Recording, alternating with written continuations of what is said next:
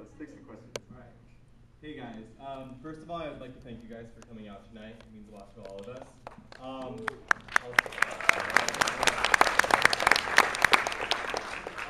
I sort of have a two-part question about the conceptualization of Bob as a character. I'm familiar. Be careful how you phrase this. I know. I'm not going to spoil. I thought. All right. So I'm familiar with the whole story of Frank Silva being like a set decorator originally in the pilot episode, and how like you saw a reflection of him, and he ended up becoming the character. I was just curious. First of all, what inspired the creation of that character, and then also, how was that character originally going to manifest himself before Frank Silva ended up playing as him? It's a good question. And I was there. Yes, she was in the room that day. I was just in the next room, and all I can say is that it's going to sound kind of weird.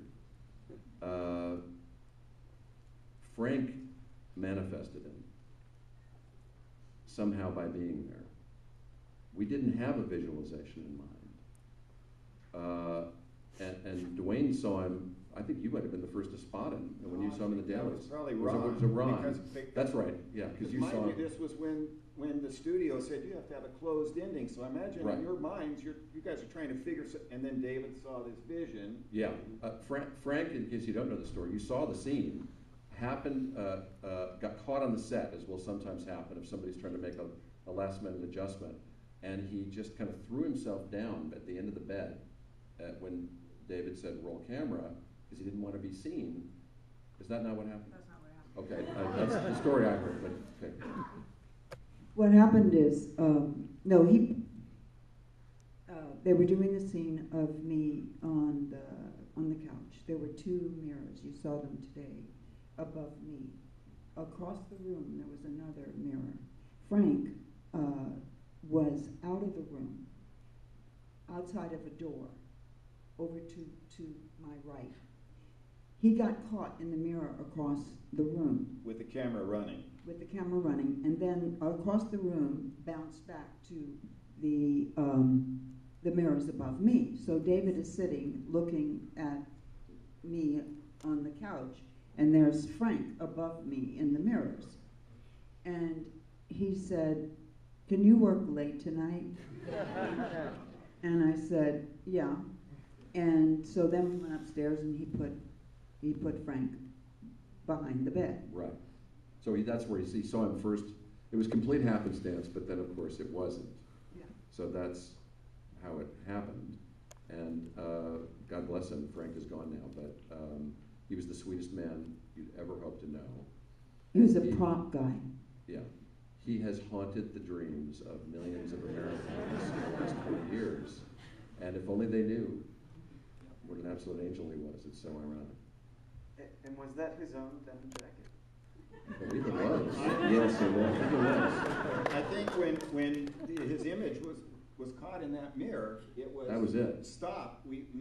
This is not a good take. Somebody was reflected in the mirror. Yeah. And David was like, I mean, this is just David. Well, who was it? Okay, fine, we'll use this. I think David taught me a lot about that, because he was serendipitous. There was a scene, in the pilot where the deer was supposed to be hanging on the wall, and we went in to shoot, and it fell, and there was wire sticking out, and it was laying on this table, and everybody was all embarrassed, and said, "Oh, we got it, we'll fix it." And he said, "No, leave it there." And Kyle and I guess Mike did this whole scene with this deer in front of it. And then the same thing happened with that fluorescent light. And the flicker and the more with the fluorescent light flickering all it. So the lesson is use what you got. That's and, right. And go with the flow. And take advantage of what happens spontaneously, because after all, that's what you're trying to capture, right? You're trying to capture a moment of life. And here's one happening right in front of you, so you don't want to ignore them. Be open for magic, because magic will happen, and you look for them. Yeah. These poor people, look how long they've been standing. Yes, sorry. Next. Thank you so much. Thank you. Congratulations to the four of you. I've seen the whole series. It's a fantastic piece of work. So with the advent of Netflix and Hulu, HBO, Showtime, there is room now for people to operate in a sphere that's not as commercial and not as much pressure. Are you guys interested in doing a season 3? Because without revealing anything, the length of time, 25 years, does figure into it. Would you want to do it? Bring it back? All I can say is this. Twin Peaks is a continuing story.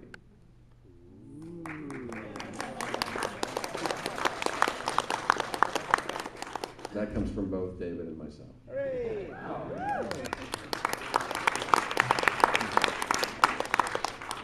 I want to thank all you guys for being here, and especially you, Grace, for clearing up that Frank Silva story, because I'd heard your version about how he just happened to be in the shot, and it didn't make sense to me because it's such a specific shot that I was like, wait. But my question is actually more for Mark Frost, because I watched the show back when it was originally on, and I was so caught up in it, and there's been so many imitators of mysteries and whatnot, and this is one of the first and really the only times where, to me, the mystery, when it is revealed, and I won't say anything to ruin it, but I was so blown away, and yet it instantly made so much sense. And I'm just wondering, at what point did you know who had done it in the creation of the series? We actually knew pretty early on. And I think we is Mark and David. yeah, David knows. And we didn't tell anybody. Wives, girlfriends, dogs, psychiatrists, nobody knew. And in fact, the actors didn't know until the day that we shot certain scenes. And even then, more than one actor was told, and more than one scene was shot. It was a little like, D-Day. We were trying to obfuscate a little bit. It would be a lot harder today, given the world of cell phone cameras and everybody's a paparazzi. But we were, but it's also it's a testament to that family feeling you were talking about, in that everybody understood the value of this proprietary information within the company, and nobody talked. Right. So it was not revealed really until the moment of broadcast. And the pilot had been shot. Right. And when we were in the editing room, very, very early on the pilot and on the first episode as well, David took a poll of everybody in the editing room. Who do you think killed Laura Palmer? And you didn't share it with anybody. We wrote it down on an index card and put it in an envelope and sealed it.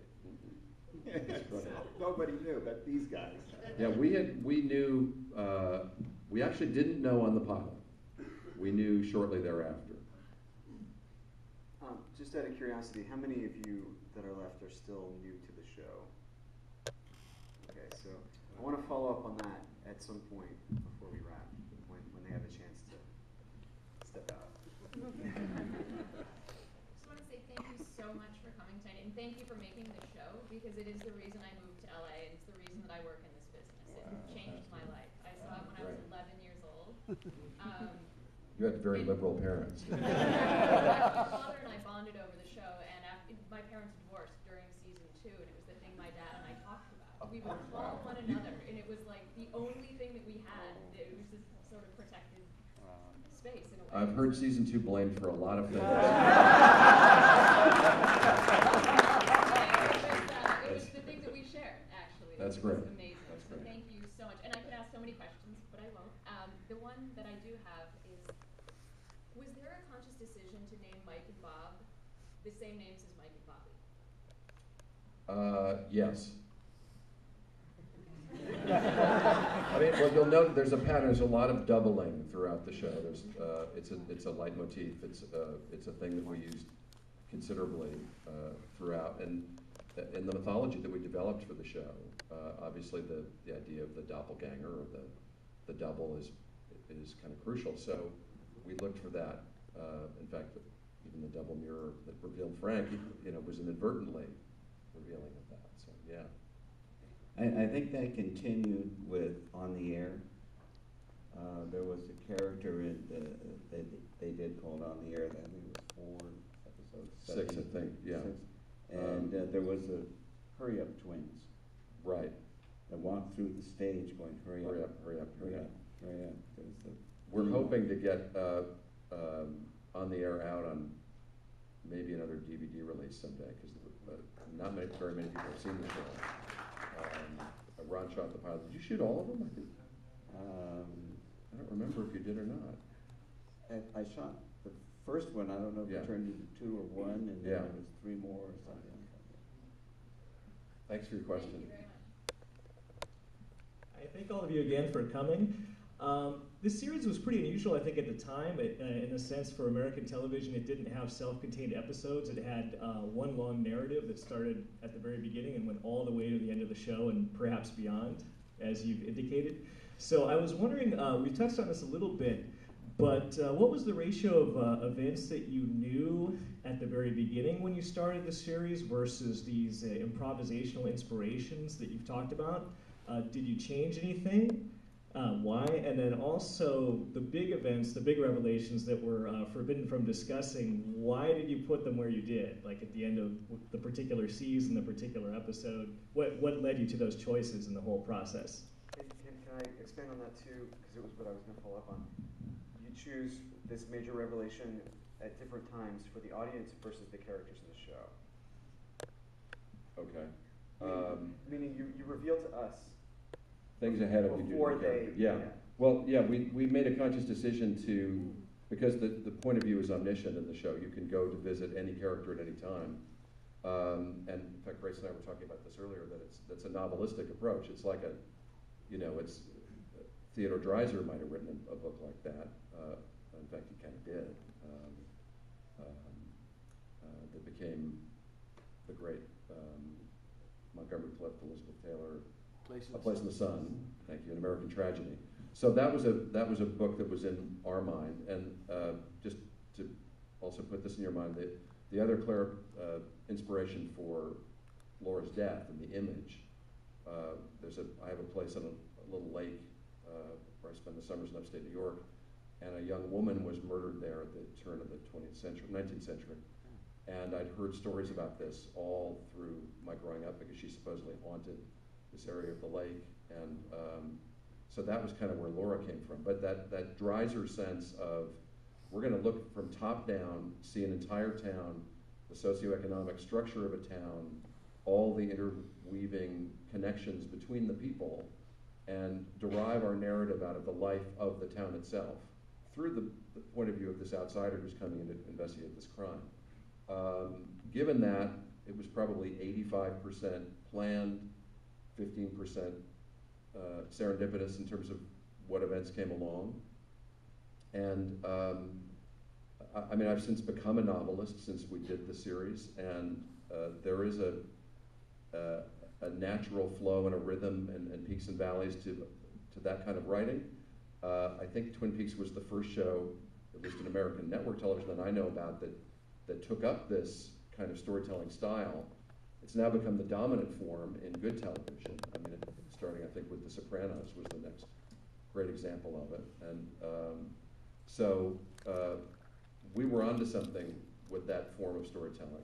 I had come from 3 years on Hill Street Blues, which had done it a little bit, which had arcs that went 7, 8, 9, 10 episodes, but always had closed endings at the insistence of the network. And I thought, let's try it without that this time.